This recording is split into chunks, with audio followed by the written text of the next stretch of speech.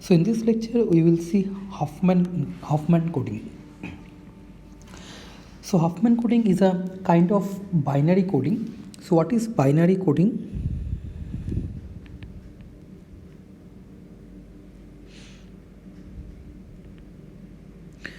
Binary coding assigns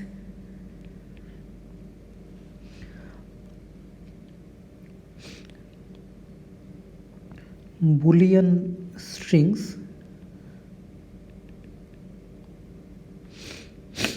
to symbols. For example, we have a set of symbols, say set of symbols which is called, say, omega. This set of symbols, for example, you can take it as the alphabet of English word, English language. So this could be A, B, and so on, and small a, small b, so on. So these 52 symbols could be our set of symbols, and one binary code could be assigning A to the Boolean string, say 0, 1, B to say 1, 0, 1, 1, and so on and so forth. So in this lecture we are interested in binary coding, and we want to study a special kind of binary coding which is called prefix-free binary coding. This is also sometimes called prefix codes, prefix-free coding. Prefix-free binary coding. So what is it? It is a binary coding with the extra condition that the code of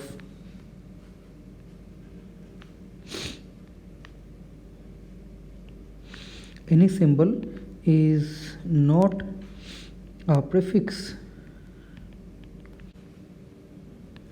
to any other code.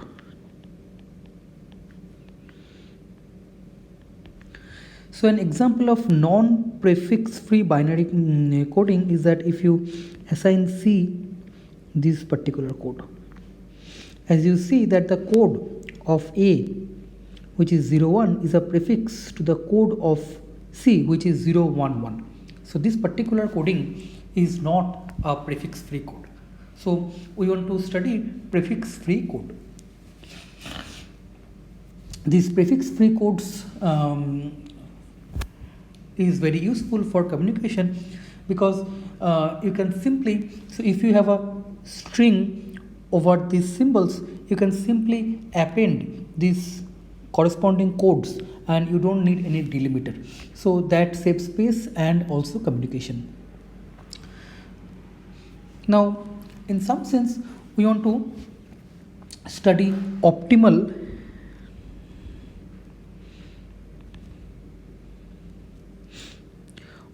prefix free code.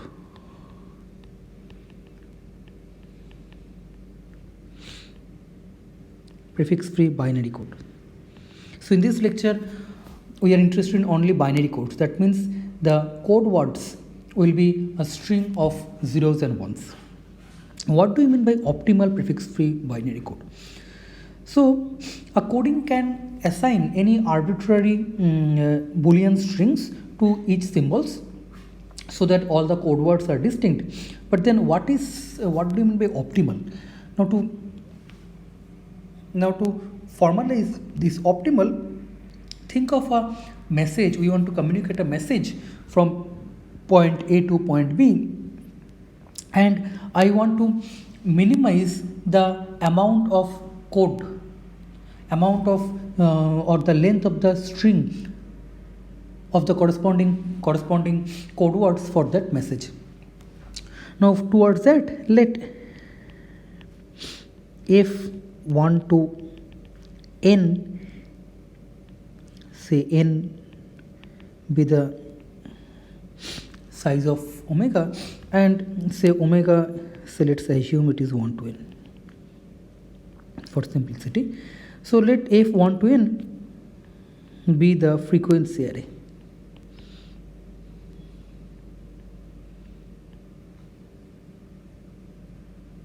That means the symbol 1 appears F1 many times in the message that I am interested in. The symbol 2 appears F2 number of times in the message that we are interested in. And then what is the length of message? Length of coded message is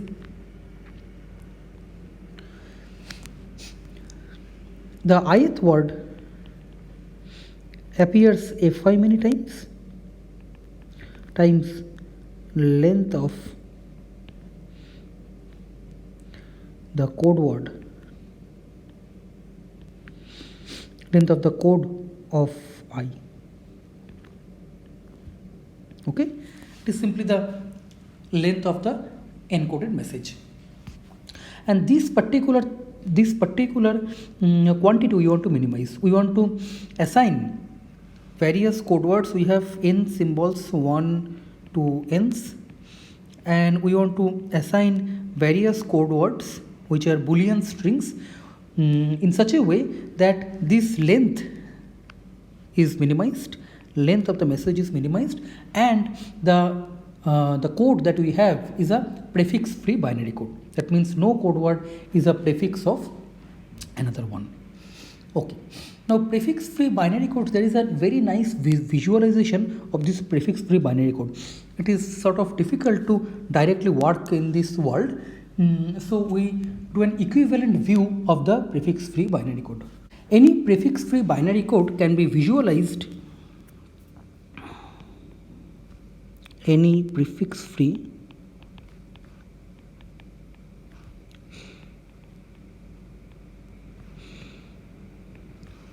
can be visualized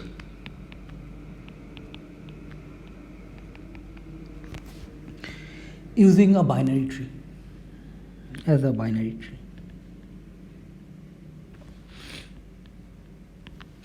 Let's see how. So for that, let's take a small example that omega is, say, I have say only 1, 2, 3. It has only 3 symbols, and suppose the code words for these symbols is for 1 it is suppose 0, 1, for 2 it is suppose 0, 0, and for 3 it is, say, suppose it is 1, 0. Okay, and now how I can visualize it as a binary code? So here is a root node, it is a rooted tree, and 0 means left. So all these symbols 1, 2, 3 will be labeled in the leaf node. So left is 1, left is 0, then you have to go right to reach 1. So as you can see, the code of 1 is 0, 1, and that indicates the path, the root to leaf path from root to leaf path to the symbol 1, which is first you have to take 0, that means left, then you have to take 1, that means right. For 2, the symbol is the code is 0, 0, so you have to take left, and then again you have to go left. This is 2. And for 3 it is 1, 0. So this is, you have to take right, and then you have to take left. So this particular binary tree is one equivalent representation of this coding scheme. Okay, so given any binary tree where the leaves are labeled with symbols, it gives rise to a coding and vice versa. So in terms of this binary tree, let's write our optimization function that we want to minimize. So our goal is to minimize summation for all symbols I equal to 1 to n The ith symbols, the frequency of the ith symbol is fi, and the length of the message is the number of edges in the root to the leaf, which is labeled with that particular symbol. So that is called depth of that particular leaf. Depth of I. Okay, so our equivalent goal is to find a binary tree where leaf nodes are labeled uniquely with the symbols from the alphabet, and the goal is this, that we need to minimize this summation.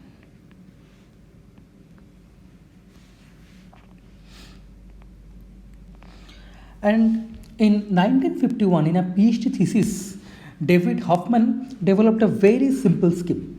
So here is Huffman's scheme, Huffman's greedy algorithm.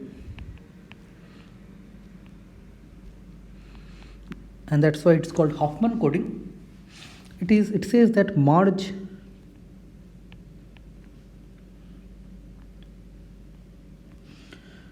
two least frequent symbols.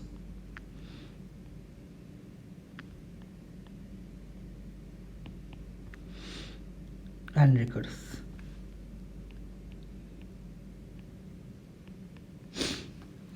So let's understand this with an example. So suppose omega is, say, 1, 2, 3, 4, 5. Suppose it has 5 symbols, and their frequencies, f vector is, this array is, suppose 1 appears 10 times, 2 appears say 2 times, 3 appears say suppose 7 times, 14. I'm just cooking up some numbers. Okay, and now let's see how the Huffman encoding algorithm will produce the code tree for this particular instance. So this is an example. So what does it say? It says you merge the least frequent ones. So the least frequent ones are 2 and 5. So you create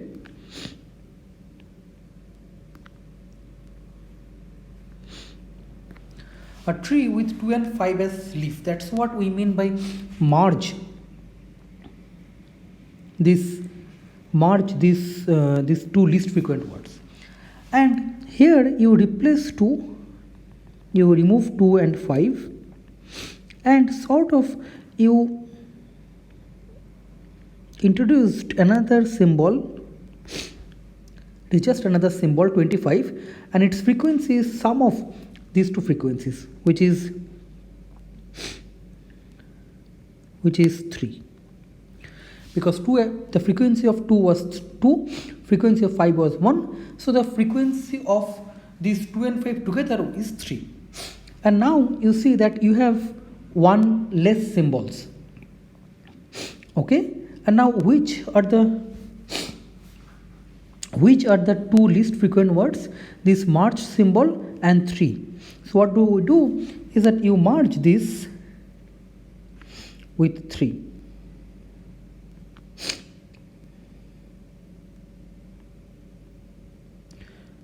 It doesn't matter whether you make 3 a left child and the merged one as, so it does not matter whether you make 3 a left child and the merged one as right child, or vice versa.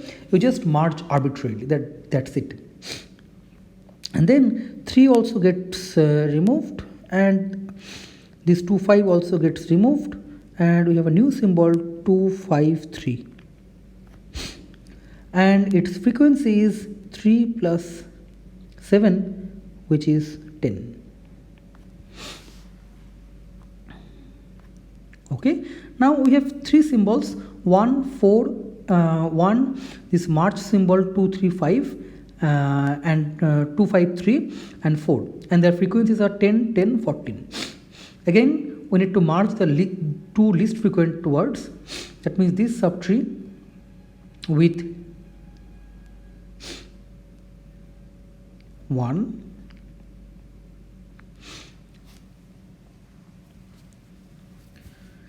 so I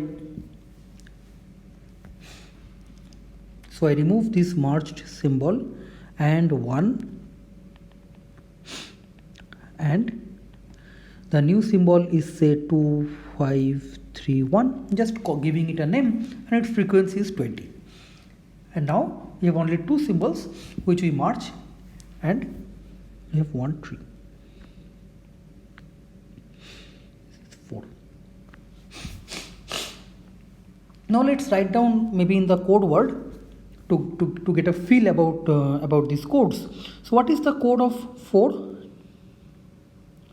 Or let's write alphabetically.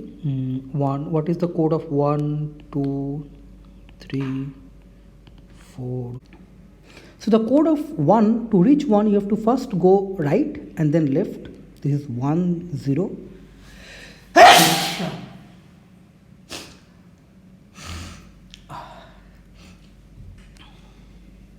To reach 2, you have to take 4 rights. It is 1, 1, 1, 1. To reach 3, you have to take 2 right and 1 left. 1, 1, 0. To reach 4, you just need to take 1 left. 1 right. 0. And for 5, you have to go take 3 left and 1 right.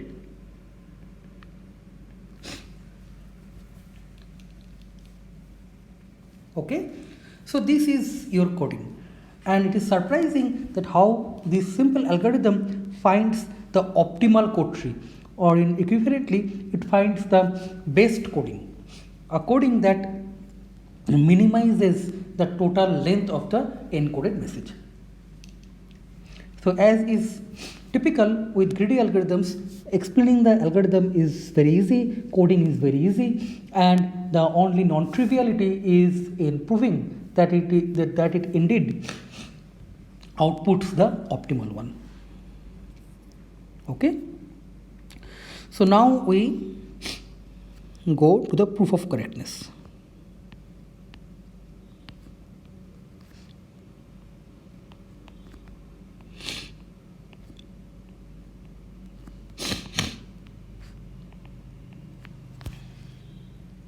Okay, so to prove that the algorithm outputs the best code tree, we break down the proof into a couple of steps. First, observe that this particular code tree is a full binary tree.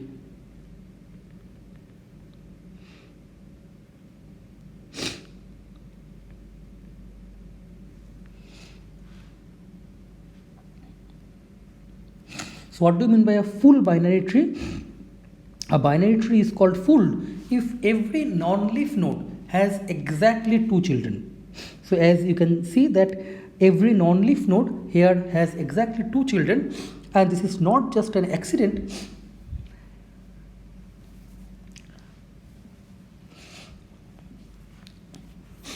So here is the first lemma.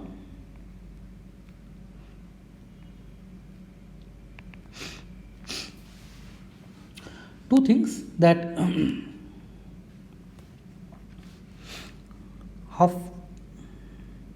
very easy to verify. Huffman Code tree is a full binary tree.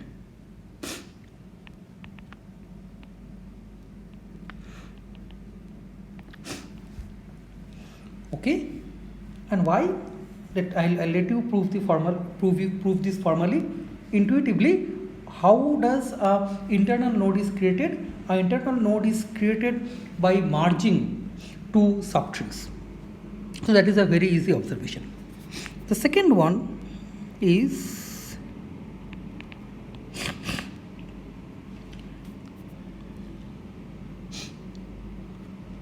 every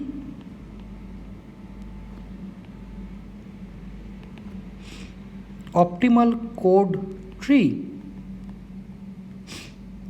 must be a full binary tree.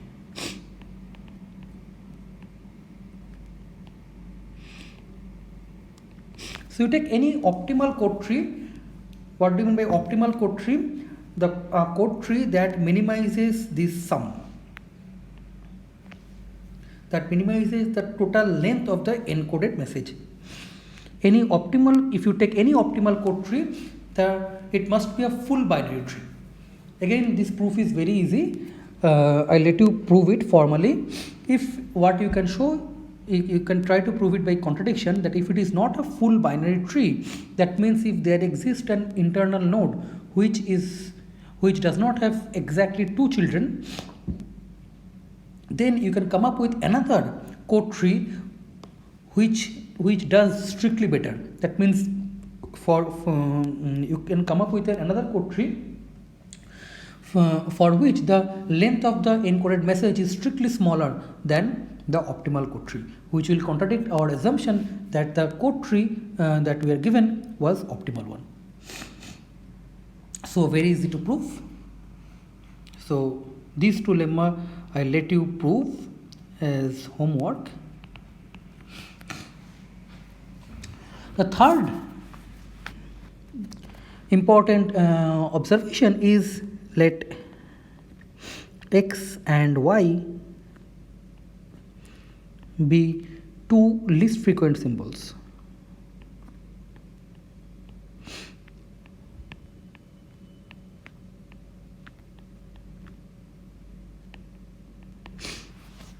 So if there are more than 2 least frequent symbols, just take any 2 least frequent symbols, break the tie arbitrarily. Then there is an optimal code tree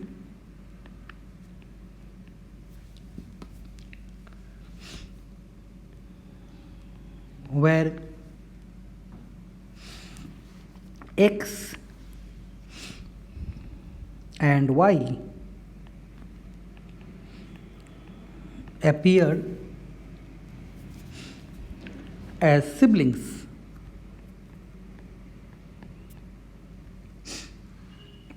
and have largest depth.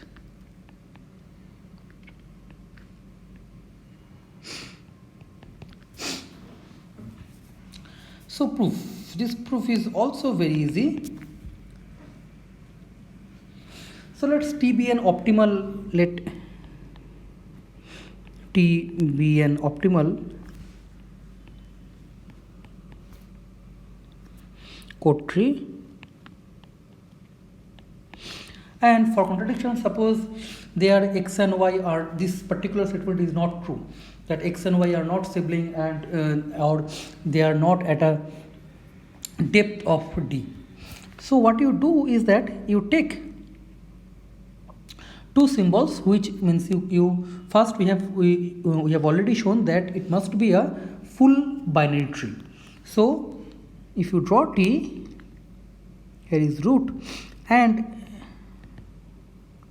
at the deepest level, that means where the depth is highest, suppose these are the 2 leaves A and B, and x and y suppose appears here somewhere, x, y somewhere. So in the first step, what you do is that you exchange x and A. That means what? You look at another tree T prime and where you swap the position of x and A. Okay? And suppose this depth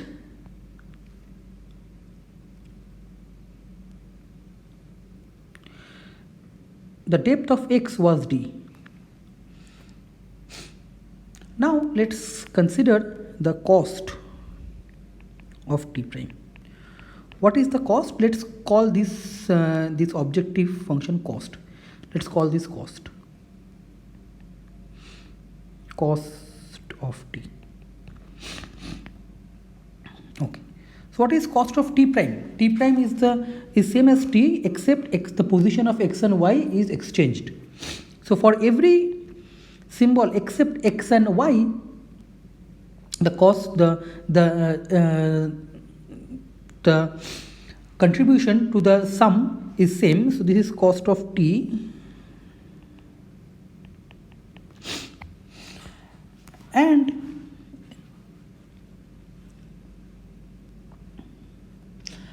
this swap increases the depth of depth of x by how much? By d minus depth of t.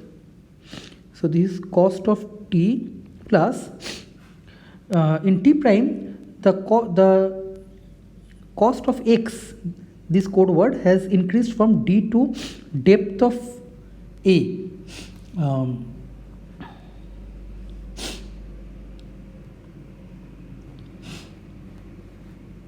So this is depth of a minus d, this much the length of the code increased for x. So this is fx, frequency of x, and for a this much has decreased, so minus depth of a minus d times f of a.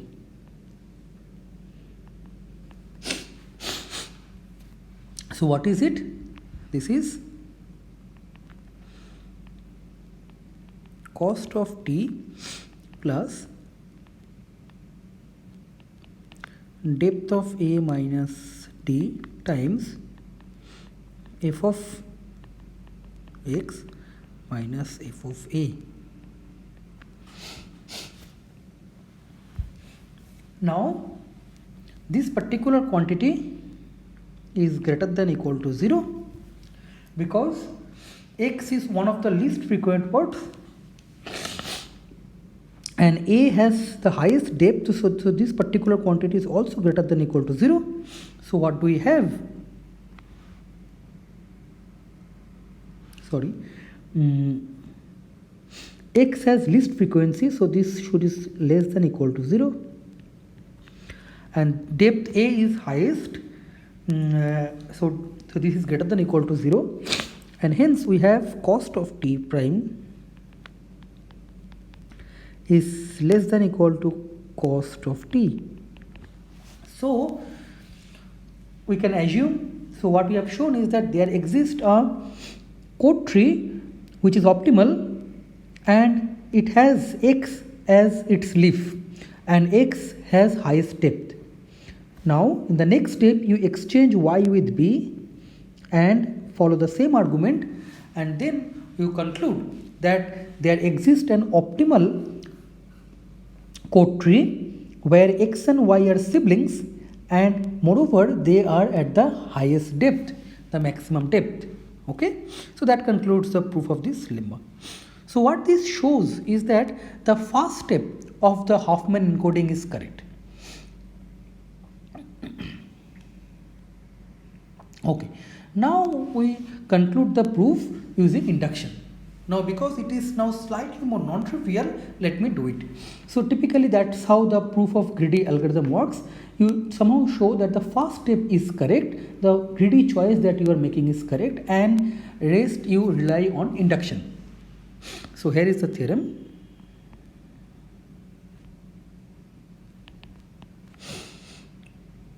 So every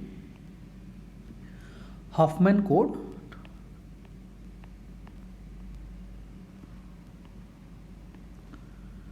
is an optimal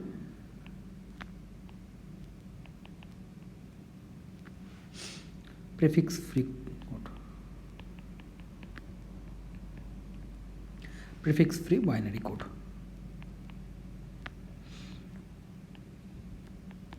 So in this lecture we are only focusing on binary code. So wherever I have said only code, that means binary code. Okay, so this is a proof by induction. So assume n is greater than equal to 3. If n is equal to 1 or 2, then the theorem is trivial. So assume that n is at least 3. And suppose this is the frequency vector 1 to n. Without loss of generality, assume that without loss of generality, we may assume that f1 and f2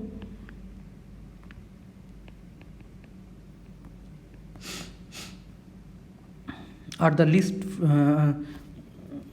are the smallest.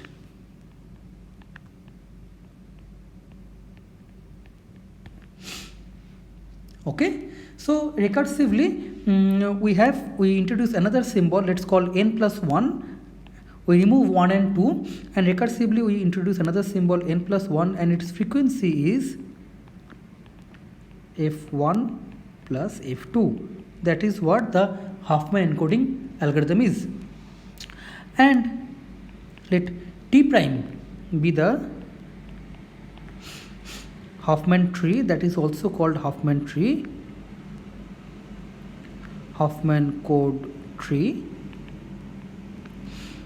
for say f 3 to n plus 1,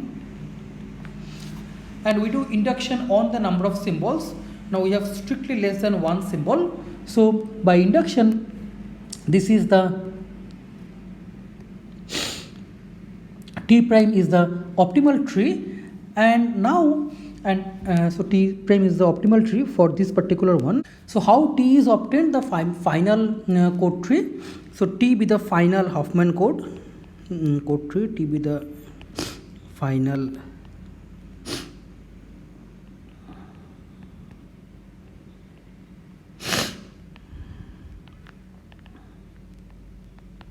How do you obtain it? We replace the symbol n plus 1 with two children with an internal node and two children with labels 1 and 2. Okay, and now assuming T prime is optimal for this particular subproblem from induction, we will show that T is also optimal. So what is cost of T? This is again by definition I equal to 1 to n frequency of I times depth of I. Now you try to write this in terms of cost of T prime. So in the cost of T prime we does not have the first two terms, so I equal to 3, and I have an extra term n plus 1. Let's write them.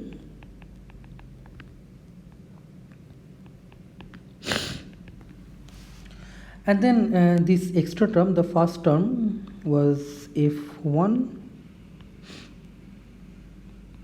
depth of 1 plus f2 depth of 2. So while writing depth, because we have two trees, let's use t as a suffix. Depth in which tree? Anyway, these symbols 1 and 2, they do not appear in both the trees, they appear only on T. The depth of all the symbols from 3 to n is same in both the trees, but still for concreteness let's write it. This is f depth of n plus 1, that is in T prime. So here it is, we are writing in T prime.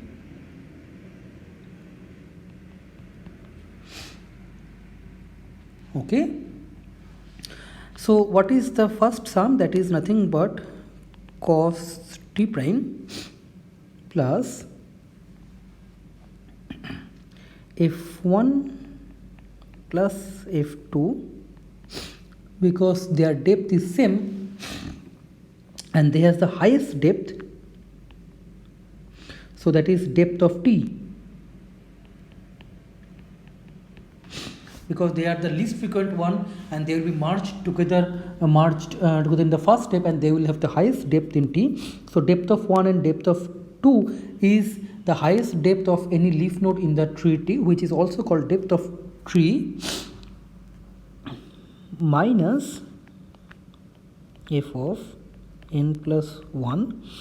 Now what is the depth of n plus 1? How it is related with the depth of T? It is from T prime. How we are obtaining T? We are replacing this node, this leaf labeled n plus 1 with an internal node and 2 leaves. So the depth of T prime and depth of n plus 1 in T prime is nothing but depth of T minus 1. So these things cancels. And what is fn plus 1? Fn plus 1 is also nothing but f1 plus f2. So you use them, and then what you get is cost of T prime is cost of T prime plus f1 plus f2. Now this shows that cost of T is cost of T prime plus f1 plus f2. So if T is not optimal, then because f1 and f2 are fixed, that means T prime is also not optimal. But because, in saying in other way, because T prime is optimal, T is also optimal. Okay, so this concludes the proof of correctness of Huffman encoding. Good. So how to implement it? So that we need a data structure called priority queue, or which is implemented using using heap min heaps, and it turns out that we'll discuss while discussing min heap that all these operations can be done using this min heap. You can implement this Huffman code in time order n log n.